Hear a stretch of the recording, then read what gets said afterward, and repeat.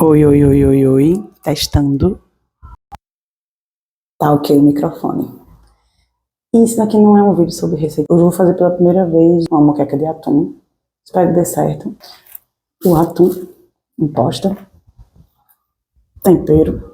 Aqui é um lemon, acompanhado da minha bits. Tomates. Alho e cebola. Limão. O leite de coco. Eu vou cortando aqui. Acho que fica bom. Deixa eu tentar direcionar a câmera. Puxa, tô doida. Peguei 2 facas. Mas vamos lá, vocês também têm nada a ver com isso. Bom.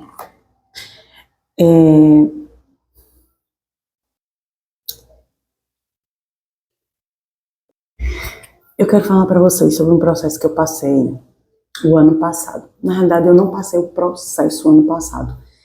O processo, ele pipocou o ano passado. Ou seja, eu acumulei tanta coisa que em 2023 o meu corpo cedeu, minha cabeça cedeu e adoeci muito. Principalmente adoeci aqui. O que foi que aconteceu? Bora lá. Vou começar a cortar o alho, né? Bom, de educação sexual eu já tenho praticamente 13 anos de carreira. Sou formada em psicologia. Vocês estão vendo que eu estou com dificuldade de falar e cortar ao mesmo tempo, mas vai dar certo. Mas aí o que acontece? Eu passei 10 anos para me formar em psicologia. Fiquei devendo pra cacete na escola, na faculdade particular. Até eu ter que ter consciência e entender que eu não podia dar continuidade na faculdade particular, porque eu não ia ter dinheiro para continuar, e na época eu trabalhava como massoterapeuta, sempre pensei em ter meu próprio negócio, sempre pensei em ser dona do meu dinheiro, que eu mesmo produzo o meu dinheiro, que, nossa, vai dar tudo certo, é melhor do que trabalhar para os outros, você passa o dia todo trabalhando para os outros. Por outro lado, você pensa, pô, mas trabalhar para os outros, você tem seu salário certo, tá, beleza, depende da empresa, se ela não ficar te devendo. Então eu sempre fui aquela que, eu quero fazer tal coisa, e fazia, sem planejamento, sem estratégia, sem educação financeira, na base da gratidão eterna, síndrome da gratidão eterna. Para quem não conhece, é você ficar sempre à disposição daquela pessoa ou daquelas pessoas que te ajudarem em algum momento da vida. E, enfim, acumulei dívida, trabalhei como massoterapeuta, a massoterapia era quem pagava a minha faculdade, só que chegou um momento que eu me alimentava, ou eu pagava a faculdade, até que eu me dei conta de que eu não estava conseguindo nem me alimentar, nem ter onde morar e nem pagar a faculdade. Então, tive que trancar, o que foi muito pesado para mim ter que trancar, porque era reconhecer que eu fracassei, era reconhecer que eu não fui organizada. E a outra questão, para quem não sabe, né, eu tenho uma filha, hoje ela é adolescente, mas na época minha filha morava com a família do pai dela, como ainda mora até hoje. Se a gente conseguir ter uma rede de apoio, a gente não precisa deixar os filhos da gente em sacrifício. Do tipo, eu tenho que fazer a mãe guerreira e minha filha vai ter que estar debaixo da minha asa o tempo todo, porque eu preciso provar para ela que a gente vai conseguir colocar ela no sacrifício. Óbvio que eu estou falando da minha história. Não estou falando de quem é que tem mais dor, de quem é que tem menos dor. Isso não é a conversa. A conversa é sobre a história que eu quero contar. E aí vocês vão tirar partes do que vocês acham que é interessante para vocês. E eu cheguei ao ponto de ter que pedir de favor para morar na casa das pessoas. Tive a sorte também de terem pessoas incríveis na minha vida que abriram as portas da sua casa e me deixaram ficar um tempo para que eu não ficasse jogada ao léu. Assim, ficar jogada no mundo sem ter para onde ir, sem ter o que fazer. Então, tive pessoas incríveis como a Leidia, a Wilza, a Eliana, que abriram as portas de suas casas para que eu pudesse, inclusive, ter um lar para minha filha ir, ficar comigo no final de semana. Bom, então, é importante sim cultivar as amizades, é importante sim a gente ser honesta, a gente tentar fazer as coisas da melhor maneira que a gente pode, sem prejudicar as outras pessoas. E aí passei anos morando de favor na casa de outras pessoas. Inclusive tem uma cliente minha de massagem, que ela também foi muito generosa e deixou eu morar um tempo na casa de Botinha. E aí, o que aconteceu é que eu comecei a pensar o que porra eu tô fazendo na minha vida, né? E era muito difícil, porque você fica também nessa loucura de mostrar pra sua filha que você vai conseguir, de mostrar pra sua filha que a coisa vai dar certo, e a coisa não tá dando certo, e aí você vai adoecendo, e aí você... A faculdade eu já tinha acumulado uma dívida de R$6.000, e não tava, assim, continuava trabalhando como massoterapeuta, mas o meu trabalho como massoterapeuta era praticamente para pagar a dívida, e minhas amigas eram que pagavam minha comida, às vezes entrava um extra, aí comecei a trabalhar também um extra de babá, para ganhar, né, ajudar em alguma coisa, e também ajudar no material da minha filha, que eu também tenho esse orgulho de chegar e dizer assim, não, peraí, você também não vai bancar tudo, então, dentro da medida do possível, eu ia dando as coisas para minha filha, como uma participação, né, financeiramente falando. Ainda bem que ela não precisou passar por nenhum sacrifício em relação a isso. Mas aí o que acontece? Eu nessa coisa de vou vencer, mas eu também preciso ajudar a minha família, que é muito pobre, preciso... Então eu vim de um monte de história, como diz na minha terapeuta, eu vim de um histórico de rejeição tentando ser superada o tempo todo, e só que eu fui acumulando, eu não fui resolvendo as coisas. E essa síndrome da gratidão eterna, que posso falar numa outra oportunidade. Bom, quando na verdade, eu abri um CNPJ em 2011, não, vou abrir um CNPJ, porque se as minhas clientes quiserem passar no cartão, alguma coisa, eu acumulei também uma dívida no meu CNPJ. Nessa média aí, R$6, R$7.000, não me recordo bem agora. E foi só isso. Acumular, rejeitar, frustrar, gratidão eterna, desespero, medo, mas tudo vai dar certo, porque eu era positiva crônica. Só que chegou uma hora que não deu certo. Chegou uma hora que o meu corpo não deu certo. E aí pesou. Quando foi em 2014, eu comecei a trabalhar na publicidade, numa agência que tem aqui em Maceió. Consegui pegar uma campanha de governo que me deu uma grana boa na época, assim, achei que estava com grana e fui acumulando mais coisas. Em vez de resolver as que já estavam acumuladas, eu fui só acumulando. Bom, daí, quando eu enquanto eu trabalhava com publicidade, antes de eu começar a trabalhar com publicidade, eu ainda estava com as massagens, morando na casa dos outros. Eu sempre estava naquela ajeitada. O que fode a sua vida é o ajeitado. O que fode a sua vida é achar que você vai conseguir alguma coisa, porque as pessoas vão olhar pra você e vai dizer que você é foda e você vai conseguir. Maravilhosa, não paga um boleto, tá, gente? Você é maravilhosa, você é forte, você é guerreira. Odeio essa palavra guerreira. Mas sou eu. Lembre, esse vídeo é sobre a minha história que eu quero compartilhar com vocês, tá? Mas você pode até se identificar, mas é como a minha visão do mundo nesse momento. Mas enfim, de que eu preciso me organizar, preciso sair disso, eu quero trabalhar com a educação sexual e tudo cortadinho, tá? Vamos comunicar, vamos contar histórias, ouvir histórias. E nessa época que eu estava na publicidade, eu comecei a criar pautas que estavam relacionadas à educação sexual e psicologia. E aí eu convidava pessoas que são profissionais de psicologia para poder falar da parte da psicologia e eu falar da educação sexual, porque eu já atuava com a educação sexual, só que em despedida de solteira, essas coisas eu não palestrava. E comecei com despedida de solteira. E aí eu comecei a ir para a Gazeta, comecei a levar as pautas para a Pajuçara, para a Rádio Difusora, Rádio Cultura, enfim. E comecei a entrar aí nas rádios, sempre acompanhada de uma pessoa profissional em psicologia. Até que eu comecei a ganhar um status na comunicação. E aí eu peguei e fiz a proposta para a Rádio Pajuçara daqui e fazer uma pergunta. Eu levo um programa de educação sexual para a Pajuçara e eles me dão visibilidade. E assim a gente fez, sem retorno financeiro nenhum. Só que aí eu comecei a ganhar fama.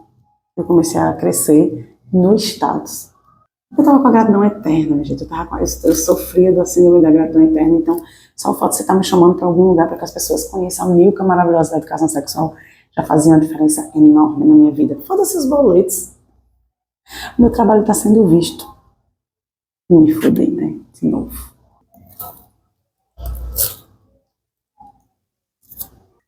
Eu aprendi uma dica, inclusive com a Cid, sem fazer assim no limão para gerar um suquinho, sabe? Caso o limão fique muito duro de você espremer. Então, não era prestígio, era ilusão. Cheguei a fazer uma websérie com o TNH1, Rádio Pastares, a gente fez uma websérie. A gente teve uma parceria com o Feitiço Motel, foi um sucesso, foi massa, inclusive lá no meu canal no YouTube, Milka Freitas, ou Milka Freitas, que vocês vão ver, é muito legal. E aí, o que é que aconteceu? Eu disse, pô, vai dar tudo certo. Porque, assim, uma particularidade, um parênteses nessa história toda. Ó, a diferença, ó. Me distraí com o limão, esqueci o que era que eu ia falar. Lembrei. Me torno conhecida aqui em Maceió. Eu não vou dizer a nível do estado, porque eu não consigo mensurar essa dimensão aí. Isso aqui é o lema, tá? Mas enfim, inclusive comecei com um programa que era Entre Nós. E aí eu migrei para o programa do Canetinha, saudoso Canetinha, que eu amo. E aí a gente tinha o quadro Milka Freitas. E foi muito bom. Meu público maior.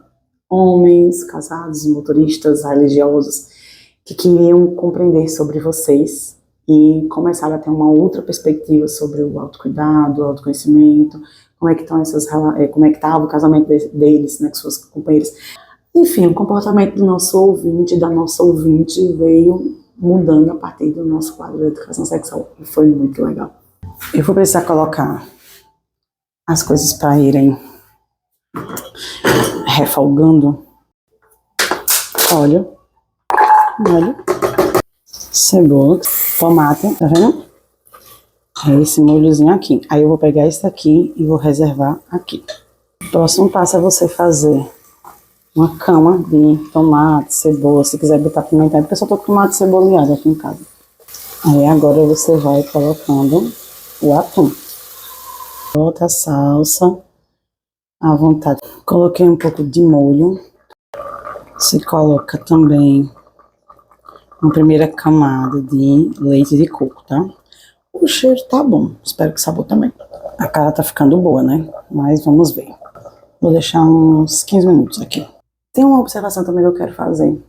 Geralmente os especialistas em marketing, rede social, essas coisas, ficam falando que a gente tem que estar sempre de olho no que é que vai reter, segurar a atenção de vocês aqui sempre, são essas mesmas coisas. Eu quero chegar até vocês de alguma forma, fazendo as relações, as conexões sobre as minhas histórias com as histórias de vocês. Então, é uma opção sua, se você quer ficar num vídeo longo, ou se você vai lá nos takes que eu vou fazer, nos recortes, eu quero que gere conexão, eu quero que gere tranquilidade, eu não quero ficar nessa agonia, que eu tenho que estar toda hora, ai meu Deus, será que o povo vai gostar?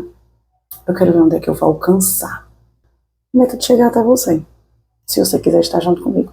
Enfim, comecei a ficar conhecida, aquela coisa toda. Também comecei a trabalhar com a Prudence, BKT, fiquei conhecida como Camisa Influencer. Lancei projetos como Diverseflix, que é um projeto que ele fala sobre a educação sexual através do audiovisual, com acessibilidade, com cultura, enfim, com diversidade, equidade, inclusão e acessibilidade, que eu já venho praticando desde 2017, mas o boom virou moda, porque nem todo mundo pratica, foi agora dos últimos 2 anos. Em 2019, eu comecei a conhecer o que eram os negócios de impacto socioambiental, economia criativa. Os negócios de impacto é você pagar seus boletos e ter uma responsabilidade social. A minha responsabilidade social é direcionada para a educação sexual, que inclusive, quando eu entro nesse mundo de empreendedorismo, eu passo a me dedicar mais ao que é marketing, empreendedorismo, ao que é estratégia, e eu começo a me afastar um pouco da educação sexual. E aí eu descobri, depois de ter adoecido, que eu sempre vendi os outros e eu nunca me vendi, no sentido de eu projeto todo de qualquer pessoa bem. Mas eu tive uma história de tanta coisa de rejeição, de que comprometeu comprometeu a minha autoestima. Eu não acreditava que as pessoas pudessem enxergar as minhas coisas através do meu olhar. E é aí que eu me fudi. De novo. Então, começo nessa loucura do empreendedorismo. E é esse o ponto-chave. Eu fiz essa costura toda para te dizer, cuidado com o empreendedorismo. O empreendedorismo, ele é sedutor. E aí, não estou atacando, criticando quem é empreendedora, não é isso. Mas sim o adoecimento que não te falam sobre o empreendedorismo. Então, o empreendedorismo, o que é que ele faz? As empresas, as instituições, todas as instituições, absolutamente todas. Pode ser pública, privada, todas as instituições vão te vender que você vai ser um case de sucesso, que vai dar tudo certo. Estamos aqui para te apoiar. E aí vão vir outras pessoas que estão na mesma sede que você, de provar que o seu negócio é um case de sucesso. Case é caso de sucesso. Vamos falar no português, é melhor, né? Caso de sucesso. Isso. E aí você começa a consumir um monte de conteúdo. Porque você começa a se tornar expert em tudo. Marketing, contabilidade, algoritmo, rede social. Como é que a pessoa olha para isso e você vai deixando de lado. Você começa a deixar de ser especialista em você. Uma vez que talvez você nunca foi especialista em você. Porque você sempre colocou alguma coisa ou alguém antes de você. Se você não é essa pessoa, parabéns. Adoraria saber como você conseguiu se colocar em primeiro lugar desde que nasceu. Sim, fui irônica. Mas eu posso quebrar a cara, posso morder a língua. Enfim, eu mordi a língua não tive assim. Vamos lá. Comecei por aqui. Chegou a pandemia. Uma pausa para eu olhar como está o nosso aqui. Lembra daquele refogado que a gente fez com tomate, cebola e alho? Você vai colocar agora na panela e colocar o resto do leite de coco. Você coloca e completa com o resto do leite de coco. Ele já está soltando, ó. Voltando.